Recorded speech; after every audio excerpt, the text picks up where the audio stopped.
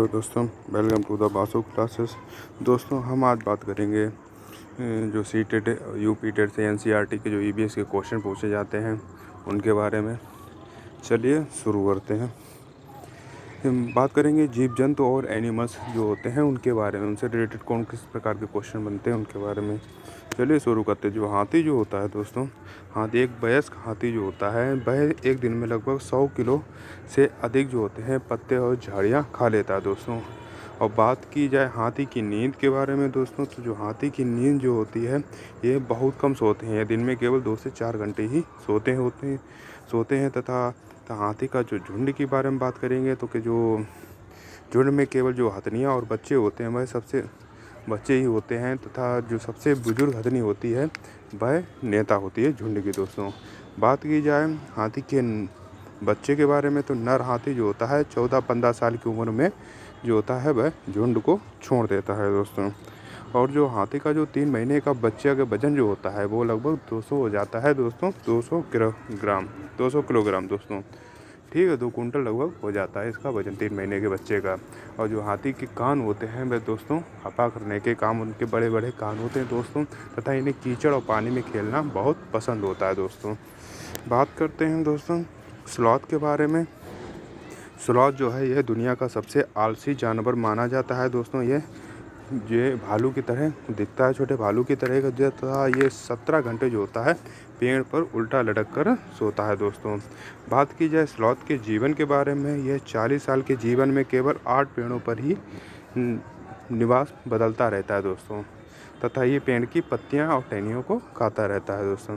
बात की जाए बाघ के बारे में तो दोस्तों अंधेरे में मनुष्यों से जो लगभग 6 गुना बेहतर देख सकता है बाघ दोस्तों, तथा इसकी जो मूंछें होती हैं ये शिकार की स्थिति पहली बात पता कर सकती हैं दोस्तों। बात की जाए तो ये स्थिति का पता कर सकती हैं दोस्तों। बात की जाए दहाड़ के बारे में तो इसकी जो दहाड़ होती है वह 3 किलोमीटर दूर तक सुनी जा सकती है दोस्तों, बाघ की दहाड़ जो होती है। और बात करेंगे हम लोग दोस्तों सांप के बारे में, तो भारत में केवल 4 प्रकार के जहरीले सांप पाए जाते हैं, जिसमें है नाग, करेत, दुबोया और अफाई दोस्तों। ठीक है, बात करेंगे सांप के दांत के बारे में तो दोस्तों इनके 2 खोखले जहर वाले दांत होते हैं, लेकिन वह शिकार को चबाता नहीं है दोस्तों। ये क्या करते हैं, जो शिकार होता है उसे सीधा निगल जाते हैं दोस्तों। बात करते हैं सांप के कान के बारे में तो बाहरी कान नहीं होते, यह ज़मीन पर जो कंपन होता है उसको महसूस करते हैं दोस्तों। और दोस्तों जो जो सांप के जो वो होते हैं जिसको बीन वगैरह बजाई जाती है, जिससे सांप इधर उधर हिलता डुलता है, तो वह किससे बनाई जाती है तो दोस्तों वह बनाई जाती है लौकी से दोस्तों। बात की जाए कालबेलिया जो होते हैं तो वह सांपों की एक प्रजाति है जो बीन की धुन पर सांपों को नचाती है। तो दोस्तों जो बीन होती है वह लौकी की बनाई जाती है। बात की जाए रेशम का कीड़े के बारे में तो यह अपनी मादा को उसकी गंध से कई किलोमीटर दूर से ही पहचान लेता है दोस्तों। बात करेंगे दोस्तों मच्छर के बारे में, तो मानव शरीर की जो गंध होती है विशेषकर पैरों और तलवों की गंध तथा मनुष्य के शरीर की गर्मी से जो होता है मच्छर को आकर्षित करती है, वो हम लोगों को ढूंढ लेते हैं दोस्तों। बात की जाए चींटियों के बारे में तो दोस्तों चलते समय एक विशेष गंध छोड़ती हैं, जिससे जो उनके पीछे जो और चींटियाँ होती हैं वह कतार के रूप में गंध को सूंघकर आगे बढ़ती चली जाती हैं दोस्तों। बात की जाए पक्षी की आँखों के बारे में, तो पक्षियों की जो आँखें होती हैं, जो पुतली होती है वह घूम नहीं सकती, इसलिए वह क्या करते हैं गर्दन को इधर उधर घुमाकर देखते हैं दोस्तों। बात करेंगे दोस्तों पक्षियों के देखने से रिलेटेड क्वेश्चन के बारे में। पक्षी एक ही समय में 2 अलग अलग चीज़ें देख सकते हैं दोस्तों। बात की जाए यह अलग अलग वस्तुओं पर ध्यान भी केंद्रित कर सकते हैं।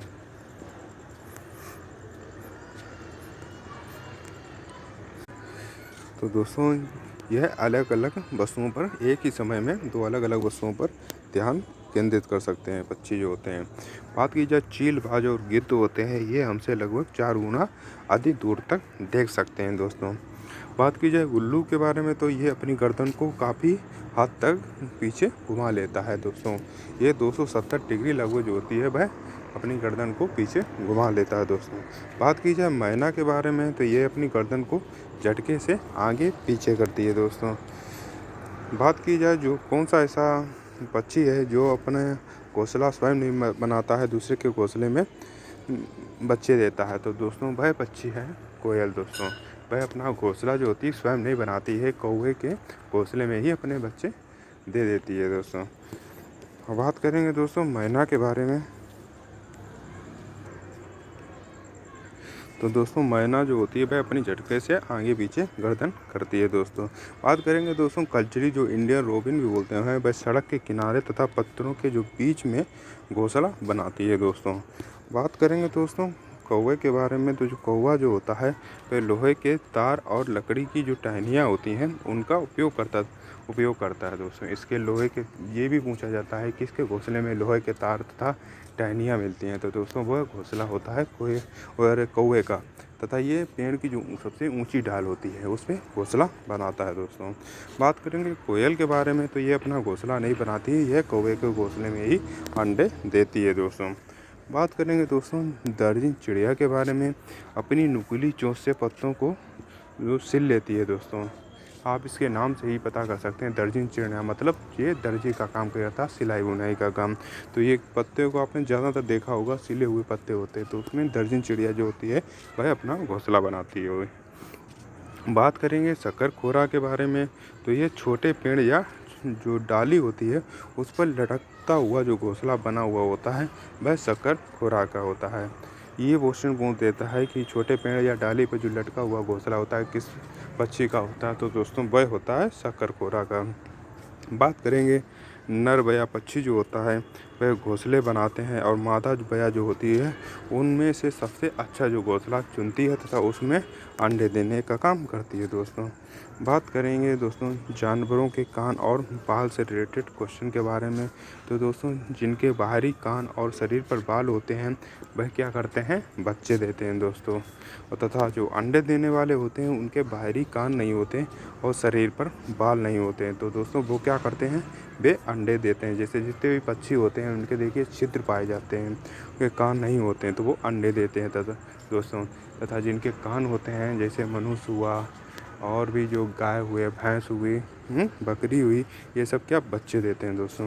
बात करेंगे मधुमक्खी पालन के बारे में। तो बिहार में इनका सबसे अच्छा समय जो होता है अक्टूबर से दिसंबर का जो होता है मधुमक्खी पालन का सबसे उचित समय माना जाता है दोस्तों। बात करेंगे दोस्तों पौधे और पर्यावरण से रिलेटेड क्वेश्चन के बारे में दोस्तों। बात करेंगे रेगिस्तानी ओक के बारे में। तो ऑस्ट्रेलिया में पाया जाता है तथा इसकी जो जड़ें होती हैं वह तने से 3 गुना गहरी होती है। मतलब जितना ऊपर होगा दोस्तों उससे 30 गुना जो होता है वह ज़मीन के अंदर होता है तथा इसके जो तने में होता है पानी इकट्ठा हो जाता है दोस्तों। तो वहाँ के जो लोग थे तो उन जब कभी सूखा पड़ जाता तो वो है उसके तने में छिद्र करके पाइप डाल के पानी पी लिया करते थे दोस्तों। बात की जाए जो ओक की खासियत जो होती है, जब इलाके में पानी की कमी होती थी तो लोग इसके तने में पतला पाइप डालकर पानी निकालते थे दोस्तों। बात करेंगे दोस्तों खेजड़ी वृक्ष के बारे में। तो राजस्थान के जोधपुर में पाया जाता है दोस्तों खेजड़ी वृक्ष, ठीक है। और इसमें क्या होता है, कम पानी की ज़रूरत होती तथा इसकी लकड़ी में कीड़ा नहीं लगता है दोस्तों। तथा इसकी जो फलियां होती हैं उससे दोस्तों सब्जी बनाई जाती है तथा जड़ी बूटियां भी बनाई जाती हैं इसकी छाल से दोस्तों। और बात करेंगे दोस्तों घटपर्णी जो पौधा है जिसको नेफंथिस बोलते हैं, ये कीट भक्षी पौधा है तथा ये मेंढक, चूहे और कीटों को फंसाकर क्या करता है, निगल जाता है दोस्तों। तो ये ऐसा पौधा होता है जिसमें कहीं कहीं आपको देखा होगा छिद्र टाइप या घड़े नुमा घटकरनी जो होता है वो घड़े नुमा दिखने में लगता है दोस्तों। उसमें क्या है, पत्ता ऊपर से ढका हुआ होता है, उसके अंदर एक गंध सी निकलती रहती है, वह कीड़ों को आकर्षित करती है। जब कीड़ा उसमें जाता है तो उसी में फंस जाता है दोस्तों, तो ये कीड़े को खा लेता है दोस्तों। ये कीट भक्षी पौधे कहलाते हैं। बात करेंगे नेपथीस के बारे में। तो ये ऑस्ट्रेलिया तथा इंडोनेशिया और भारत की जो मेघालय है उसमें पाया जाता है दोस्तों। बात की जाए वेलक्रो के बारे में तो दोस्तों जॉन मैस्टरनल जो थे उन्होंने 1948 में बीजों के हुक को देखकर वेलक्रो की खोज की थी दोस्तों। आपने देखा होगा कहीं कहीं कांटे नुमा जो बीज जो होते हैं खेतों वगैरह में जब घूमने जाते हैं तो फंस जाते हैं झाड़ियों में, तो उसको देखकर उनको वेलक्रो की खोज की थी दोस्तों। बात की जाए दोस्तों मिर्ची के बारे में। तो पुर्तगाली व्यापारी इसे दक्षिण अमेरिका से जो थे भारत लाए थे दोस्तों। बात की जाए दोस्तों टमाटर, आलू और हरी मिर्च के बारे में, ये सभी दक्षिण अमेरिका से आए हैं दोस्तों।